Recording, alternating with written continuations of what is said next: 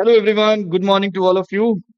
Today, we have reached a very special milestone final class of our Constitution in 30-day series. Yeah, what a journey it has been over the past month.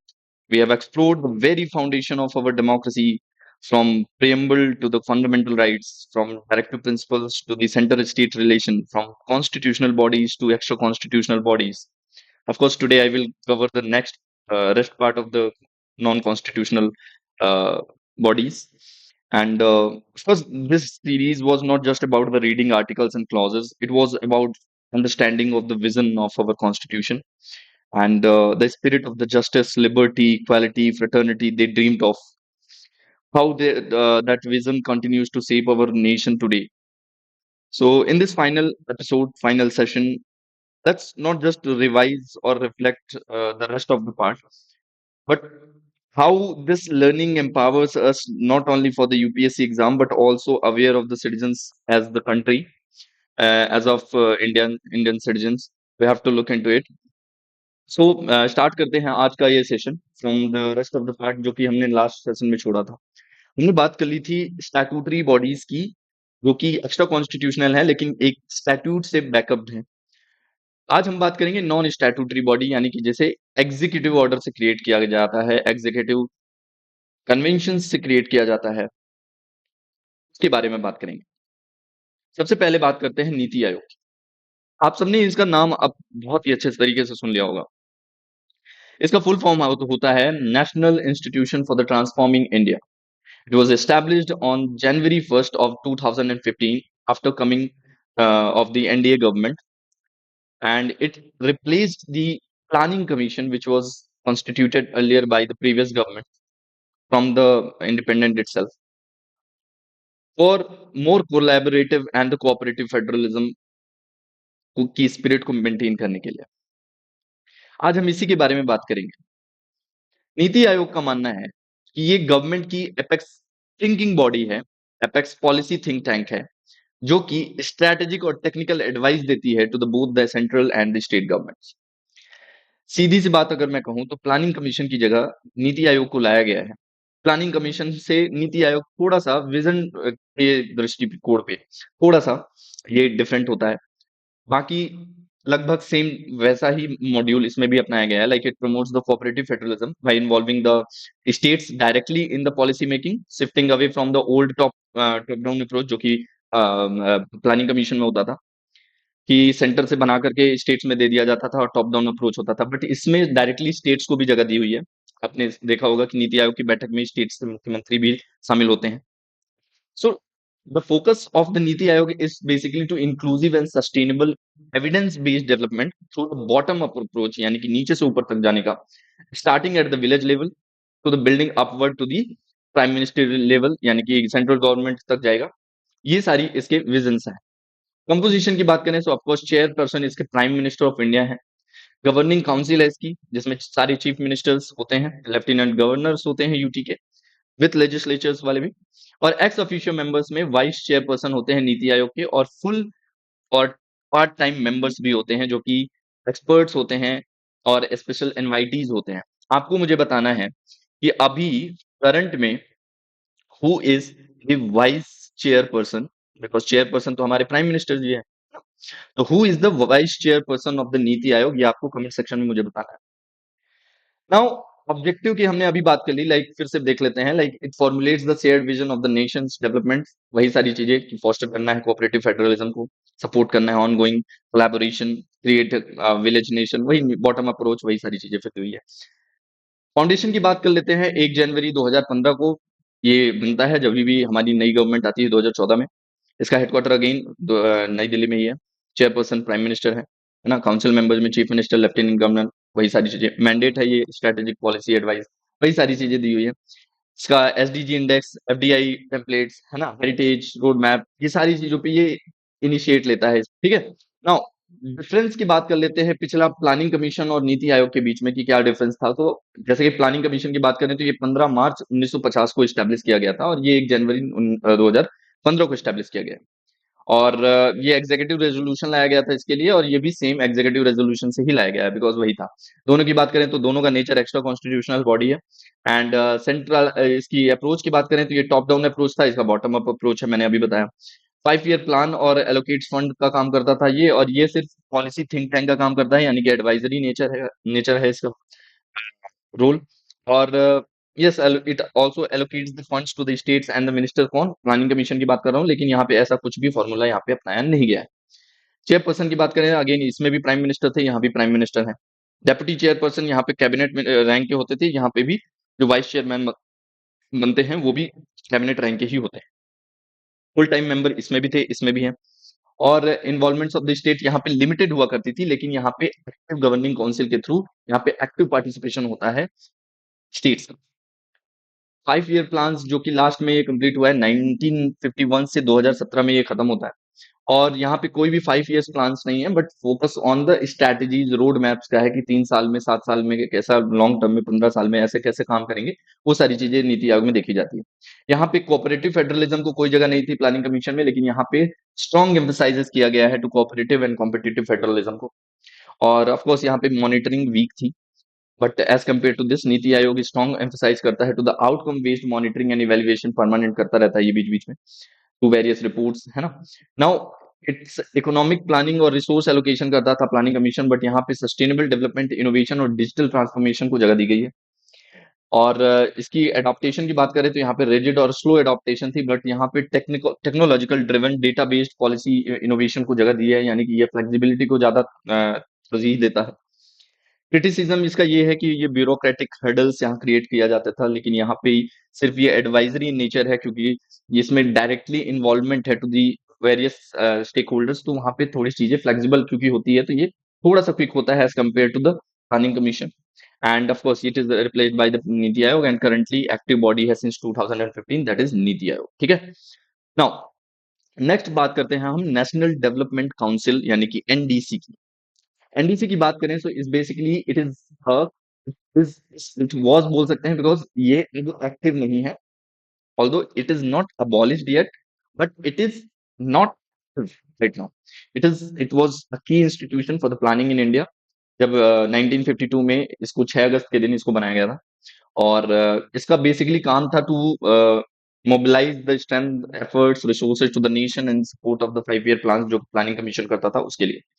Composition की बात करें again, so chairperson prime minister होते हैं, और all the union cabinet ministers के part होते हैं, chief ministers of the states and the administrators of the union territory, members of the planning commission. एक तरीके से देखें तो ये जो नीति आयोग का काम करता था, एक तरीके से इसी तरह कुछ इसकी भी जो संरचना थी वो है। नाउ ऑब्जेक्टिव की बात करें तो इसका ऑफ कोर्स ऑब्जेक्टिव यही था, to mobilise the nation effort, जो कि मैंने बताया कि to promote the common economic policies in all the vital spheres, to review the working of the planning commission plans, है ना। और अभी वही चीज मैंने जो बताई कि अभी it is not formally abolished, but ये एक्टिव नहीं है बिकॉज ऑफ द नीति आयोग अब काम करता है उस तरीके से, नीति आयोग की गवर्निंग काउंसिल से सेम काम करती है, which is chaired by the prime minister itself। सो इस तरीके से ये अभी काम नहीं कर रहा है। नाउ ये तो हमारा हो गया कुछ रेस्ट ऑफ द पार्ट जो हमने कल छोड़ा था, जो नॉन स्टैट्यूटरी बॉडी थी एक्स्ट्रा कॉन्स्टिट्यूशनल बॉडी की। नाउ अब हम एक और इम्पोर्टेंट चैप्टर को, एक और इम्पोर्टेंट टॉपिक को कवर करके फिर इसको आज खत्म करते हैं।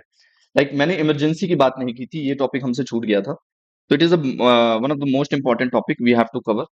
नाउ इमरजेंसी की अगर मैं बात करूं तो इमरजेंसी जो है ये हमारे कॉन्स्टिट्यूशन में पार्ट 18 में दी हुई है।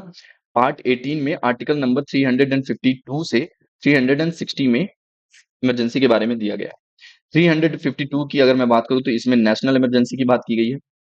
356 की बात करूं तो इसमें प्रेसिडेंट रूल यानी कि स्टेट इमरजेंसी की बात की गई है। और 360 की अगर मैं बात करूं तो इसमें फाइनेंशियल इमरजेंसी की बात कही गई है। अब इसको डिटेल में समझते हैं। देखो, पहले समझते हैं नेशनल इमरजेंसी। नेशनल इमरजेंसी क्या होता है, आर्टिकल 352 की बात करते हैं। National emergency is basically to meet the certain exigencies that affect the governance of the countries. जब कभी ऐसी सिचुएशन आती है उसको, यानी कि संकट काल में कभी ऐसा सिचुएशन आता है, तब वहां पे इमरजेंसी लगाने की जरूरत पड़ती है। इमरजेंसी में हमको ये समझना होता है कि जो इमरजेंसी जब लगती है तो उसके जो कौन कौन से ग्राउंड होते हैं लगाने के।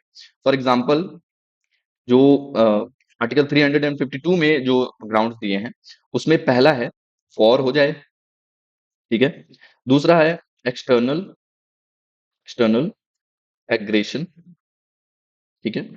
एंड तीसरा है आर्म्ड रिबेलियन। अब यहाँ पे भी एक कहानी है, समझना होगा आपको। ये जो थर्ड है ना, ये आर्म्ड रिबेलियन, इसको constitutional amendment act of 44th constitutional amendment act, जो कि 1978 में किया गया था, जब मोरारजी देसाई की सरकार आई थी, उन्होंने ये अमेंडमेंट करके इसे ऐड किया था। बिकॉज इसके पहले ओरिजिनली जो कॉन्स्टिट्यूशन में दिया था वो लिखा गया था इंटरनल इंटरनल डिस्टरबेंस। और इसी ग्राउंड को यूज करते हुए इंदिरा गांधी जी ने एक इमरजेंसी अपनी जो 1975 के दौरान जो लगाई थी, उसको इम्पोज किया था इंटरनल डिस्टरबेंस के नाम पे। और उसके बाद ही, क्योंकि ये जिस तरीके से आपको इमरजेंसी की कहानी ऑफकोर्स पता होगी, तो उस पे हम नहीं जाएंगे। हम बात करेंगे कॉन्स्टिट्यूशनल बैकिंग की, कॉन्स्टिट्यूशन स्टेटस की, जो कि हमारे एग्जाम पॉइंट ऑफ व्यू से इंपॉर्टेंट है, हम उसकी बात करेंगे। तो आपको समझना होगा कि ये जो आर्टिकल का ये जो पॉइंट था ना, ये जो ग्राउंड था, इसको एबॉलिश करके, इसको रिप्लेस करके 44th constitutional amendment act of 1978 में आर्म्ड रिबेलियन वर्ड जोड़ा गया था। और इसके बाद हमको ये समझना है कि कौन कौन सी चीजें, जब कोई इमरजेंसी लगती है, खास करके नेशनल इमरजेंसी लगती है, तो कौन कौन सी चीजें हमें देखने लायक होती है कि जो हमारा जो ये फेडरल स्ट्रक्चर है, ये किस तरीके से प्रभावित होता है, ठीक है। तो सबसे पहले आपको ये समझना होगा कि जब भी कभी भी ये नेशनल इमरजेंसी लगती है, तो ये एक यूनिटरी सेटअप को स्टैब्लिश कर देता है। अब यूनिटरी सेटअप इसलिए मैं कह रहा हूं बिकॉज यूनिटरी सेटअप में सारी power, unitary unitary setup unitary setup में यूनियन के पास ज्यादा पावर आ जाती है। Union has become with better equipment to deal with the exceptional circumstances. इसीलिए इमरजेंसी का लगाया ही जाता है, जहां पे आप यूनियन को पावर देते हैं। और ये ऑल्सो अफेक्ट करता है हमारे फंडामेंटल राइट्स को भी। ये कॉन्स्टिट्यूशंस के जितने भी प्रोविजन हैं उसको आप सस्पेंड कर सकते हैं इस दौरान, रेस्ट कुछ पार्ट को छोड़ करके, उसके बारे में भी बात करेंगे। अगर प्रेसिडेंट, जो कॉन्स्टिट्यूशन हमारे इसमें लिखा है, if president is satisfied, satisfied, ठीक है। If president is satisfied, if president is satisfied that the security of India is under threat, ठीक है, और imminent threat, that only or only should be written by, ये भी याद रखना, that only written by on the recommendation of cabinet। पहले ये cabinet word नहीं यूज किया गया था, ये 44th कॉन्स्टिट्यूशनल अमेंडमेंट एक्ट से ही लाया गया है, ये भी 1978 में हुआ था। क्योंकि कैबिनेट वर्ड का यूज ना करते हुए पहले यहाँ इंदिरा गांधी जी ने अपने मन से इम्पोज कर दिया गया था इमरजेंसी को, लेकिन इसमें कैबिनेट वर्ड का यूज किया गया। और इससे हुआ ये कि इमरजेंसी अब लगाना मुश्किल हो गया, बिकॉज जब तक कि कैबिनेट आपको लिखित रूप में प्रेसिडेंट को ये नहीं देगी, तब तक प्रेसिडेंट इम्पोज नहीं कर सकते नेशनल इमरजेंसी, ठीक है। जब भी नेशनल इमरजेंसी लगती है तो कौन कौन से इफेक्ट होते हैं, ये हमें देखना पड़ेगा। जब भी कॉन्स्टिट्यूशनल इमरजेंसी लगती है, कॉन्स्टिट्यूशनल इमरजेंसी तो मतलब स्टेट इमरजेंसी बोलेंगे, नेशनल इमरजेंसी जब लगती है तो उसमें कौन कौन से इफेक्ट होते हैं, लाइक एग्जीक्यूटिव के पास कौन सा इफेक्ट होता है, और फाइनेंशियल कौन सा इफेक्ट पड़ता है, और साथ में लेजिस्लेचर, ठीक है। तीनों देखते हैं। देखो, सबसे पहले एग्जीक्यूटिव की बात करते हैं, तो यूनियन एग्जीक्यूटिव जो है ना, दे कैन इशू स्टेट, मतलब कि स्टेट को वो कोई भी एग्जीक्यूटिव ऑर्डर दे सकते हैं और उनको मानना पड़ेगा। ये तो एग्जीक्यूटिव के पास पावर आ जाती है, यानी कि गवर्नमेंट के पास। और जो फाइनेंशियल की बात करें तो आर्टिकल नंबर 268 से 279 के बीच में ये दिया हुआ है कि union could alter modify distribution of the resources that is between the centre and the state, जो कि फाइनेंस कमीशन के थ्रू होता है। तो उस पर्टिकुलर ईयर में, फाइनेंशियल ईयर में, वो कोई भी अल्टर या फिर डिक्रीज इंक्रीज कोई भी डिस्ट्रीब्यूशन किसी भी प्रकार का कर सकती है, वो उसके पावर आ जाती है उसके पास, इसके पास सेंटर के पास। और लेजिस्लेटिव पार्ट में बोले तो parliament has a power over to state list also, like article 250 में दिया हुआ है, लाइक 250 में आप कोई भी वैलिड है till 6 months of the revocation of the national emergency, जब तक ना हट जाए तब तक आप इस पे रूल्स बना सकते हैं। तो इस तरीके से कुछ चीजें हमें देखनी चाहिए थी। नेशनल इमरजेंसी के बारे में मैंने आपको नहीं बताया था, तो आज हम यहाँ पे उसको भी कवर कर लेते हैं। इस तरीके से आ, हम आज ये कवर कर रहे हैं। और अब जो हमारी जो आज लास्ट क्लास हो रही है, इसके बाद मैं सिर्फ इतना ही कहना कहना चाहूंगा कि I want like see basically I want to take a moment to thank you and appreciate you for you have came to long with me as in the last 1 month. And what a begin we have a structured study plans has turned into the powerful understanding of India's constitution. And just remember one thing, that Indian constitution is not just a book for the exam point of view. It is a living document that lives through the every citizen's right and duties participation. So let's wrap up this session and मिलते हैं next series में, next पड़ाव में.